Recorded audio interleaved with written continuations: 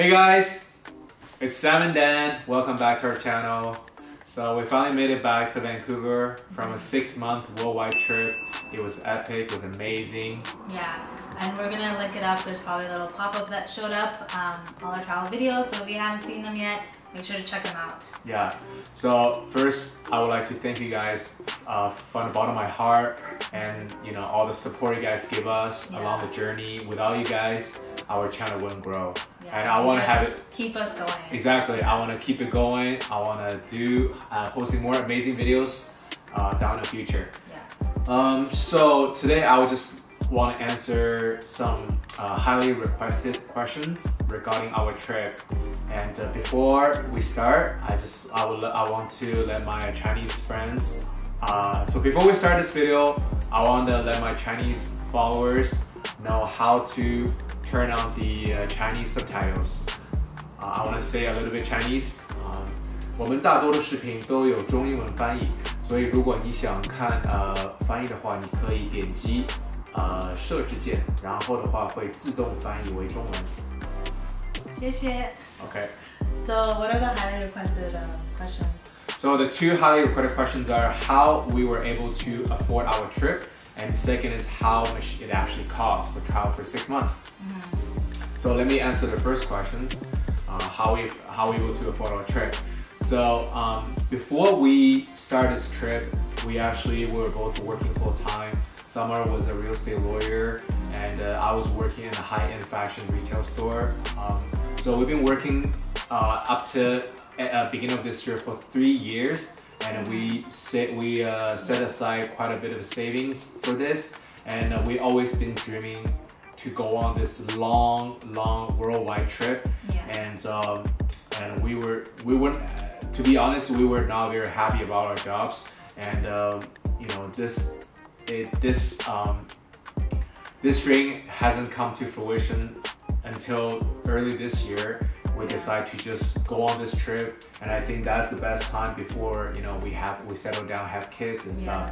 And we had like enough savings. Just the timing was perfect. Yeah. So we set aside around 50 to 60,000, and we figure it should be able to cover all the travel expenses, the mortgage and insurance, and so on. Yeah. And we figured if it's if our fund run low, we'll just go back to our normal daily job. So and just come back home. So that's basically how we do our trip. So in summary, we travel 12 different countries, over 30 cities. Yeah, I can't even keep track. Yeah, for the last 6 months. Yeah, and yeah. So he made this really cool spreadsheet, breaking everything down, and you're just gonna go through it. Yeah. So here you have it. I created a spreadsheet, a breakdown to several categories: countries, duration of the stay, plane tickets, accommodations, including Airbnb and hotel, food and drinks, activities including excursions, and the ground transportations, mainly just taking trains. So here are all the countries that we've been: Hawaii, US, Japan, China, Korea, Russia, Croatia, Slovenia, Spain, France, Italy cruise, UK, and back to Canada. For duration stay, Hawaii we stayed for 5 days, and we spent $656 on WestJet for the two of us, the ticket, and $950 for the Airbnb. Food and drinks, Hawaii could be pretty expensive, depends on the season, and it's roughly comes to total about $1,100. Activity wise, we rented a convertible and just driving along the coast. It's about $230 for two of us, including gas. Coming total for 5 days in Hawaii, we spent $2,936. Japan, we stayed for 11 days. We flew the Japan Airlines for $1,489 for two of us. Airbnb, relatively cheaper, $789. Food and drink, we eat pretty good food.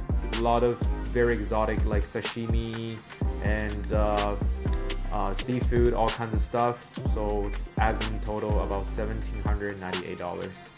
Activities, we did some excursion in Osaka, and we went on the Ferris wheels and all other stuff and an aquarium. So it gets to about $265. It's not super expensive, but it's pretty decent amount. And ground transportation, we booked the JR Railway. JR Railway is very expensive, but if you travel in Japan and for your first time, I would highly recommend just take the railway, and because it can save you a lot of troubles. You basically get this card, and you go everywhere, and it's pretty much free everywhere if you spend that it's about $800 on that card. And you can check out our Japan vlog and get familiar with the JR Pass, and if you had a chance to go to Japan. China, we spent majority of time in China because my parents lived there, and we went about 10 different cities in China and stayed about 58 days. And we flew some local airlines, but most time fly Hong Kong Air. And accommodation wise, it's about $50 each day, so it adds up. And food and drinks, again, about $40-50, relatively cheaper than US and Japan. And activities, we've been everywhere. We see the Great Wall, we see everything, so it adds up to about $2,300. Ground transportation, we basically took trains everywhere because the high-speed railway trains in China is amazing. Very fast, very stable. It's not like the plane, so it has a lot of space. You can do a lot and you don't feel very tired. So yeah, it adds in about $2,500. Comes in total in China, spent about 11,000. And Korea, we spent 4 days, and here are all the costs. Comes in total $2,148. Russia, we went to Russia for the World Cup, so it was an amazing time. Stay about 12 days, spent about $775 for the air tickets and Airbnb and hotels. There's not much Airbnb, just the hotel. It's relatively cheaper. It would be a lot cheaper if you went on a different time, but because we went there during the World Cup, so it's a lot more expensive, and it adds about $100 each day, so it's about $983 in total. Food and drinks, relatively cheaper. We had amazing meals there. We had a lot of good food, a lot of ethnic food, and it comes in total about $1,300. Activity wise, we went on some soccer game and soccer match, so could be pretty expensive, so it comes in total about $1,100. Ground transportation, we took a train from Moscow to St. Petersburg and back and forth, and adds about $1,000.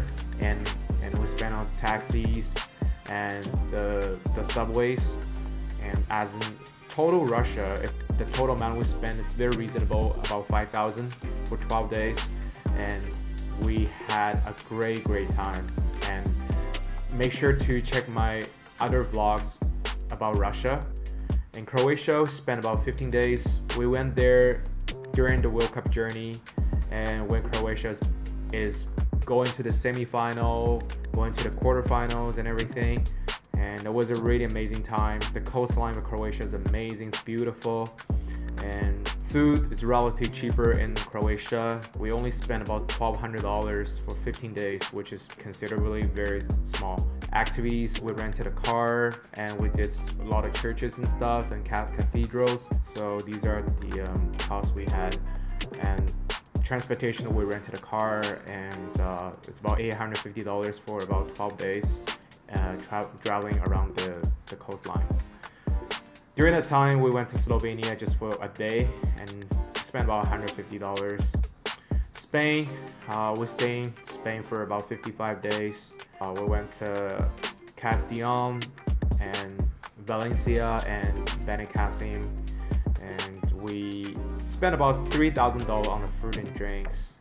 Ground transportation for all the trains that we took, it's about, comes in total about $6,000. And we went on a 8 days France-Italy cruise, and it's about $3,000. And UK, on our way back to Canada, we stayed in UK for 2 days and comes in total about $700, including the plane tickets. And we went back to Canada on our flight for 2 days in WestJet, which is not very happy about it, but we spent about $2,449.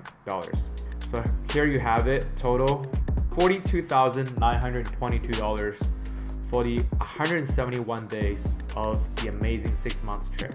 We splurged quite a bit. We didn't really, cheap out on anything.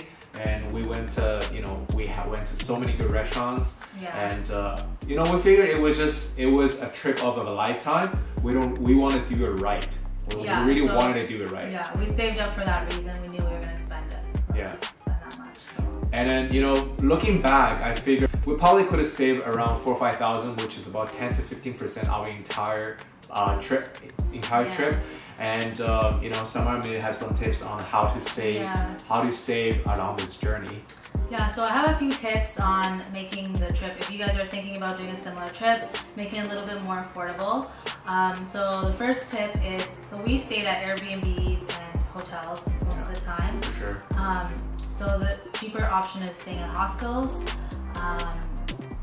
So you could save quite a bit of money that way, and I know Europe has really good ones. Europe has very amazing hostels up to the standard, and Asia, a couple places are a little bit iffy, but mostly European, we're pretty impressed by some of the hostels in Croatia. They're pretty clean, and they're all in really good locations. So yeah, it's usually downtown, so it's very good, very convenient for all the backpackers and travelers. Yeah, and it's a great way to meet new people. Yeah, for sure. That's definitely a good option if you're trying to cut costs. Second, don't eat out as much as we did, and we went to kind of moderate to expensive restaurants just because we love to eat out. That's kind of our thing, and when we're in different countries, we love to try the cuisine there. Yeah. Even that, I think we spend maybe roughly, I think a daily is probably like $100 budget for our It depends on the country too, right? Yeah, but I totally agree with her.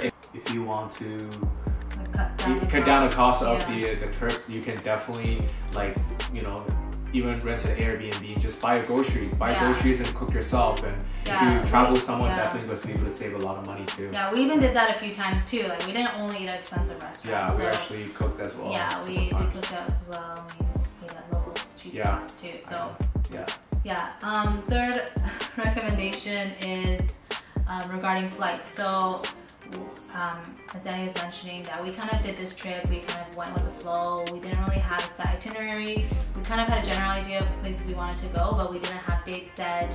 So pretty much we would book our flights 2-3 days before we left, sometimes maybe a week before. So we we were stuck picking last minute flights, and it wasn't that cheap. So if you book in advance, you can get much better flight deals. Especially when we came back home, we booked our flight back to Canada 2-3 days before we came, and the prices were like twice or 3 times as much as what they were normally. If we had booked a month later or even a month in advance, we would have saved $1,000, which is quite a bit. But I guess we had to come home with that money. I guess in general, it's like if you when you go on a 6 month, it will be a little bit difficult. But if you do like a 2-3 months, just have a general idea of where the little bit general itinerary that the cities you want to actually cover. That will give you and then start from top to bottoms are the places you want to go, and then you might figure about the air tickets, find the best optimal travel itinerary would definitely save you quite a bit as well. So the fourth piece of advice is always go with local transportation, buses. We did that for the most part. We did take taxis sometimes, and like Ubers. So Uber is a very good option if the country you're visiting has that. I'd highly recommend it. You can save half the price on taxis. But other than that, if you stick with public transportation, taking buses everywhere, you can save quite a bit of money as well. So hey guys, here you have it. That's our journey, and if you have any questions, please drop a comment below, and we'll be very happy to answer any questions you have regarding our trip. Regarding making a budget for a trip like this, or any questions you have about taking a trip around the world. And please comment below if you have similar traveling stories, And we'd love to know where you guys have been. If you went on an extended trip like this, what your experience was, what your budget ended up being. Yeah. We'd love to compare and see how other people For did sure. it. Yeah. Yeah, and please continue to support us. Yeah, And, give this video a big thumbs up if you like it. It really helps our channel. Yeah, and subscribe our channel if you're new to our video. Thank you very much, guys. Yeah, thanks guys. See you Up next to time. next time. Stay tuned.